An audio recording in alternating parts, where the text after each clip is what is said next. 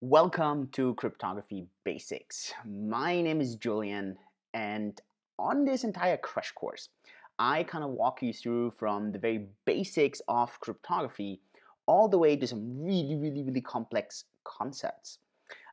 You might be watching this because you are just generally interested in cryptography, but probably you came to this video and to this entire crash course because you're interested in cryptocurrencies.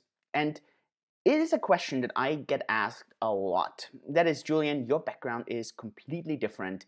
You studied medicine, you're doing something completely different today. How did you get started in 2014 with all of this? How did you begin your journey in understanding cryptocurrencies? And this is a really good question because I believe you don't actually need to have a study or anything to understand cryptocurrencies. The building blocks of cryptocurrencies are nothing revolutionarily new. They are all existing in other concepts. And I personally think you need to learn three things in order to really understand cryptocurrencies. One of the very first ones is because it's a currency, you need to understand economics. And there's a really good book called Economics in One Lesson. I can highly recommend that book. There's another one that's called Free Economics that really talks more about game theoretical concepts. The second thing you need to understand for cryptocurrencies is coding. For me, this was my very first journey was C++ because of Bitcoin. But whatever you prefer to learn there, and I can highly recommend to do this more interactively on some of those open source websites online. And the third building block to cryptocurrencies is cryptography. And I think this is what it is all about. It's understanding those fundamental building blocks. And I was really fortunate that in 2014, on this really early journey, I got to learn cryptography from some of the best people in the world, and most of all, a gentleman called Professor Christoph Parr, who is heading the cryptography department in Bochum in Germany. And he was so nice after I emailed him to send me some of his documents that he was using in all his lessons. I watched some videos, I bought his book, I'm gonna link this up in the bottom. And a lot of the stuff that you're gonna learn here is built and learned from what he's teaching. And I think, yeah, this is just really helpful. And I think over this entire crash course, over those next episodes, we're gonna try to put one episode out every week. And we're gonna go really from the very basics all into deep mathematics. And this is something I wanna give you a warning flag. If you think this is gonna be a walk in the park, it's not. We're gonna go into some heavy concepts, especially when we talk about confidential transactions and when we're getting into stuff like Mimblewimble. And we're not just gonna cover those like in some other YouTube videos very superficially. We're really gonna dig in and we're gonna talk about a modular arithmetic and a lot of other things that are, well, maybe quite a challenge. But we will start from the beginning and we're gonna start digging in deeper step by step along the way, and I hope you can follow this. As always, for those of you that have been watching other videos of me, you know I love to keep things simple, not complex, and we will try to do this. But, well, there is no way around the most elegant language in the world of mathematics. And for those that don't know that, actually, maybe I've read a book of mine called 25 Stories I Would Tell My Younger Self. In there, I talk about an entire chapter about my love for math, and yeah, it was that close that I would have studied math. I had a lot of scholarships in the US to study math because it's such a passion of mine. And cryptography is nothing else than elegant math. It's different math, but it's really elegant, and I think it's quite nice. So let's dive in. Before we go into the more heavier stuff, I really want to give you a bit of a rougher overview of, first of all, what this crash course is going to entail and what you can expect, but then also obviously give you a bit of an introduction into cryptography. So let's dive in. I'm going to use something called a writing pad, and you will always see this on the screen. So let's go on there and let's kind of talk about where the word is coming from and what this actually all means. And actually, we're here talking more about cryptology, and this is actually more of the bigger overview here. Cryptology consists out of three things. It consists out of cryptography, which is basically the learnings and the lessons on how all these things are working, a lot of math that's happening there. Then we have this large group of crypto design, and that is how to create algorithms.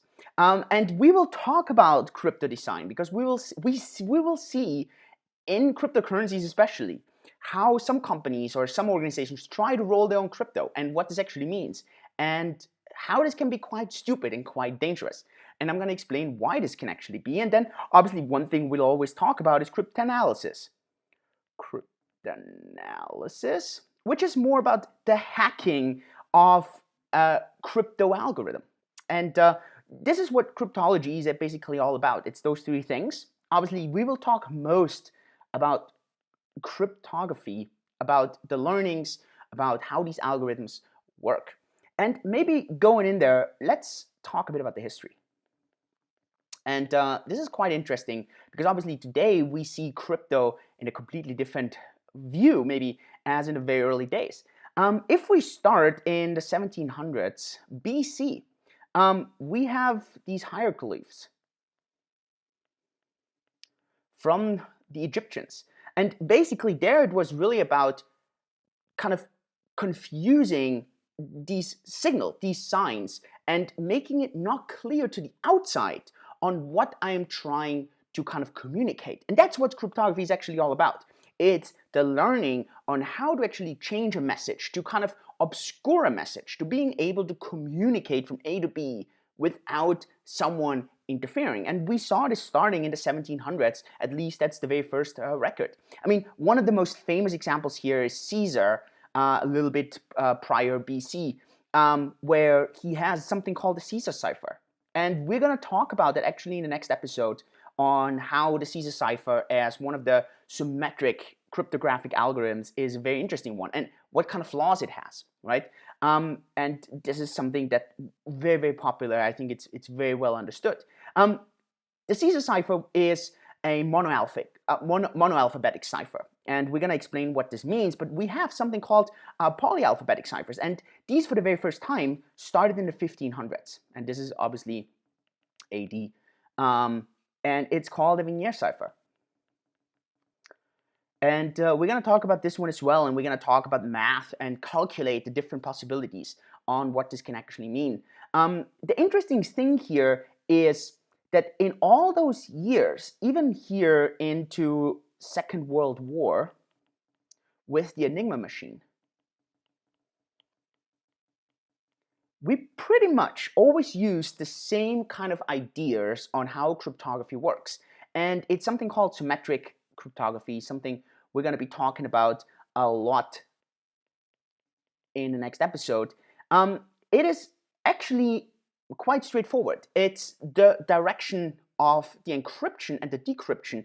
Both algorithms work the same way. So for, well, close to 4,000 years, not exactly, but almost 4,000 years, we have done cryptography in the same way. It was about messengers here. It's about the signs here. It was about the enigma, about how the Nazis could communicate among each other. And actually, it was very interesting here, the crypt analysis, so the attacking of this Enigma machine, something that Turing was very involved in. This really had a decidal fate in how World War was won. So I think very, very interesting to see this. But then in 1975, we had a massive, massive change, and we had the very first asymmetric algorithm, which was called the Diffie-Hellman one. And this is something we're going to go into very detail in one of the episodes. Hellman with two L's, sorry. And it is basically, and I mean, today we're using different ones. We have RSA and we have elliptic curve cryptography and many, many other asymmetric ones. But it laid the foundation of how today computers, cell phones, anything that is a digital communication, what's based on, how this key exchange is working. And it's very interesting. Today when you go on a website and you see this HTTPS, for example, or when you have TLS, or when you send an email, and then obviously something that came in 2008, 2009, depending on whether you want to say when it was defined or when it started, with cryptocurrencies. And here, especially elliptic curve cryptography, not only there, we used it for others as well, but here, this is the big shift. And today, it's not only that we're using only asymmetric cryptography. We're still using symmetric cryptography. We'll talk about that. But it's still very, very interesting because today, when we talk about crypto today, the word changed completely. It changed from cryptography to cryptocurrency. It is because so much cryptography is used in a cryptocurrency. And if you want to understand what actually secures a cryptocurrency, what gives it its value, it is the underlying cryptography. And I think that's a very interesting kind of example and a very interesting kind of story. So here, this is kind of the history that we have been having over those last 4,000 years. And now let's go into some of the basic kind of terms, into some of the basic kind of definitions on how cryptography is kind of working. We have always the same kind of terms, and you will understand those going forward. We always have a party E, or we call her Alice, and then we have a party B, and we're going to call him Bob. So this is always A and B. And these are two kind of parties. Alice A wants to send message X, right, to Bob. And X is called the plain text. Plain text means it's not, there's no cryptography behind it. So this is exactly, well, that would be really good to know. And then we have here someone, and you can have different kind of names for this one. It can be either O for Oscar, the opponent, or it can be LV. There can be different, Eve, I mean, you can have different names, so either the enemy or the opponent or the eavesdropper, right, listening in. So when Alice wants to communicate with Bob, we have this O or this E kind of listening in. Because what we have here, we have an insecure channel. And you can imagine this in a way, let's say, maybe you remember from school, you sit in school and you want to pass a little paper note to a friend of yours with a secret message. Well, if you can't pass it to this person directly, you had to pass it to another student, and this student had to pass it on. Well, then maybe you were Oscar or Eve, but maybe you were the eavesdropper and you opened the paper and you read the little message. But then as a sender, as Alice, you don't want anyone to be able to read this message. So maybe you and the buddy that you were doing this with, you arranged some kind of encryption mechanism, right? And this is E here, right? So this is the encryption mechanism. So what happens with the message, that can also be M for message, so it's M or X in message. And so the reason is always, there's different kind of terms for all these things. But so then we have an encryption mechanism, so that's encryption. That's an algorithm, right? And then what happens is, we have something called Y, and that is a ciphertext. So Y is the ciphertext. And so this is an encrypted text, and this is something that's being sent into the insecure channel. Y is something that cannot be read, and we're going to talk about in the next episode what this could look like and what could happen. One of the simplest thing is that we're just, the E, for example, would be, and this is a symmetric, and this is a very easy algorithm, a symmetric algorithm, that A becomes B, B becomes C, C becomes D, and so on. So this is the encryption mechanism. And then what we need is, here, out of the insecure channel, we have Y come out, and Y goes into D. And D is the decryption mechanism, right? And so basically, decryption means we can do the opposite way. If E equals D, it's what we call symmetric. If E equals, it doesn't equal D, we call it asymmetric. And we're going to be talking about this. And then here, Bob would have the plain text again, X. And so this is obviously a very simple story of you sitting in school, and then you change every letter, and then, I don't know, something that, like, let's say, let's use the word Peter. Let's say you want to write Peter, then P becomes Q, E becomes F, T becomes U, this is F, and this is S. So Peter becomes Q, and so it's a very, very easy kind of mechanism. And so Bob would just have to go and put this back, and this could be at school on a piece of paper. But then obviously, when we talk about here these historical kind of ideas, we have the hieroglyphs, we have Caesar, where it was about attacking. The Nazis did something very similar, and on the internet, it's really about sending messages, sending an email, getting information from a website. So these are really, really important things. And when we talk about cryptocurrencies, it's really about who's allowed to send you coins and how can you prove that you own these coins. And so this is kind of the really basic idea in how cryptography works. This is actually one of the most important lessons for this entire first set here, because this is how cryptography at the end works. And we need to ask ourselves, and these are a couple of questions here. The encryption and the decryption.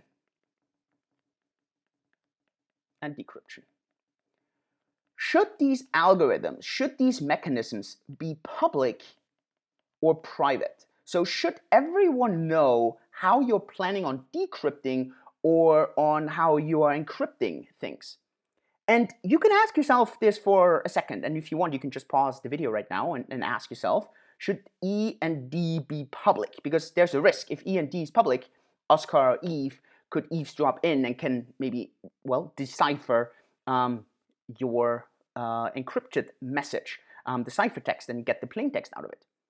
So if you want, you can pause the video and you can go back and then, so the answer is, well, most people would say, no, you don't want it. So you want to keep it private.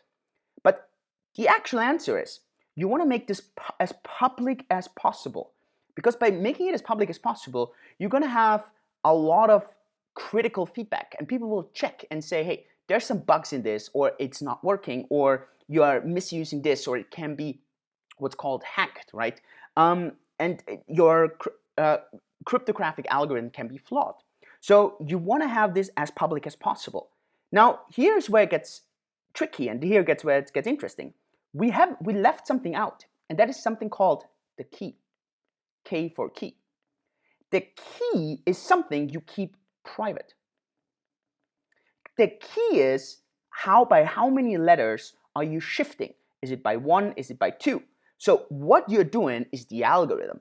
The shift is the actual key. And this is something called the Kirchhoff's principle. Kirchhoff's principle. And here, Kirchhoff defined this as a system should be secure even if the attacker, so Oscar or Eve, knows all the details about the N and about the decryption, but of course, what this attacker does not know is the key. And this Kirchhoff's principle is extremely counterintuitive, but many open source projects work this way today. And it's really, really relevant. If you have projects that hide the encryption, the decryption mechanisms, you have to be really, really wary, because many times trying to roll your own crypto is very, very dangerous, as you will see. And this is going to be a lesson that we're going to be talking about many times, to not roll your own crypto. And this is really, really important. Here, a quick side note. Open sourcing or making these things public is very, very good for software. In hardware, you should be very careful if you make hardware open source, because it would allow for a lot of attack verticals. So this is just a bit of a side note, right? So that's just a bit of an extra credit, if you want to call it. Now, let's talk about 2 more things before we finish this lesson for today. And the first thing is something called the key space. And this is really, really important, right? Key space, and we're going to define this in math for a group, in this case, for K for the key space. And K for key space is the number of different possibilities for the key. So if we look back here and we look at how many different possibilities do we have to encrypt this entire concept here, so to go from A to B and we go from one letter to the other, we're actually going to come down to a very easy idea. And we're going to come down that A could be encrypted in 26 different times, because we can make A into any other language. We just any other word. We just need to explain how we're doing it to Bob. So we have 26 times. Now for the next letter B, we have 25 times. And for the next one, we have 24 times, and so on. So the key space in this case is what's called 26 times 25 times 24. So in math, this is 26 factorial. 26 factorial, and you can do the math, it's quite a lot. It is 2 to the power of roughly 88. So this is a really large number of possibilities on how we could encrypt this with such a simple algorithm, just because of the sheer amount of possibilities. Even with today's computer, it would be almost impossible to kind of crack this. And so this brings us to this last interesting topic, and let's talk about cryptanalysis. And let's talk about the 5 ways on how this cryptography could be hacked and what would happen there. One of the easiest ways is to do brute force. And brute force is nothing else than running these possibilities through and with a computer and just doing it really straightforward, sheer power. Now, here's a bit of a kind of idea. 2 to the power of 10 is 1,000. Power of 20 is 1,000,000. 30 is billion, and so on, right? So the thing is, it gets harder and harder and harder. So if we get up here to the 90s, which is 2 to the power of 90 almost, right? It's a fourth of a 90, of 2 to the power of 90, but it's still a lot. We get into the numbers that you can't brute force anymore with computers in a reasonable amount of lifetime. But so one thing that we can say is that this algorithm, and it's a bit of an intuition as well, is kind of broken. We call this broken because we can't use it because it's too easy to decipher. It's too easy to hack. But it's not because of brute force. It is because of something called analytical cryptanalysis. And in this case, it's something called frequency analysis. We're going to talk about this in the next episodes, but here we're basically checking on how often are these letters happening. And it's very relevant to understand that you have these other kind of methods to hack a cryptography. And this is why it's very dangerous to roll your own crypto. Many times you roll your own crypto and you think, you know what, my key space is 2 to the power of 88. So if I brute force this, it's impossible. But we have these other methods, and they would allow us to crack the code because it would be too easy to kind of back reference those letters. For example, the word the happens very often in the English language. So I just need to figure out if I see, I don't know, like U-E-F very often, then I could see, the U is the T, so it's +1, the I is +1, the F is +1. Oh, okay, so they're using an algorithm with a key +1. So the analytical, in this case frequency analysis, happens quite a lot and is quite easy to understand. Now there's a couple of others. One is called social engineering. And this is something how in crypto and in cryptocurrencies, many attacks happening. This is on Bob's side, so on the user's side. And then obviously we have something called bribing or attacking the other side, where we are attacking basically Alice's side. In this case, it could be that we go and we attack the company, we bribe them, or we get some key information from them. Social engineering would be faking or sending in fake email. It's phishing as well, right? So this can be phishing. A lot of attack verticals can be potentially happening here. But then we have a last one, and these are implementation attacks. So this is especially on the hardware side. And this is something that we hear every once in a while, especially with hardware wallets like Ledger and Traceo and so on, when attacks are happening here. And so this is really relevant, especially when you are a crypto designer, that you keep these things in mind and you try to create crypto security as secure as possible by not forgetting one of those, because most attacks are happening via 1 or 2 vectors and not just via 1. So a lot of stuff happening today. I think a really nice overview. First of all, talking about where the word is coming from, etymology. We're talking about history, the basics of what cryptography kind of looks like, and a cryptographic message to kind of use a message in an insecure channel. Talking about what key space means, and then different kind of attack methods.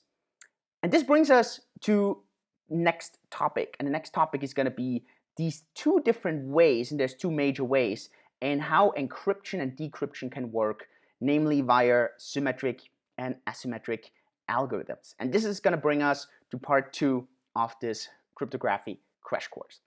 If you have any questions, then please let me know in the comments below. If you like this video, give me a thumbs up, share it with people that should hear about this and should see this entire crash course. If you want to be notified when the next episode's coming out, click the subscribe button, click the bell button. I hope you're getting value out of this. A lot of fun with cryptography. Yours truly, Julian.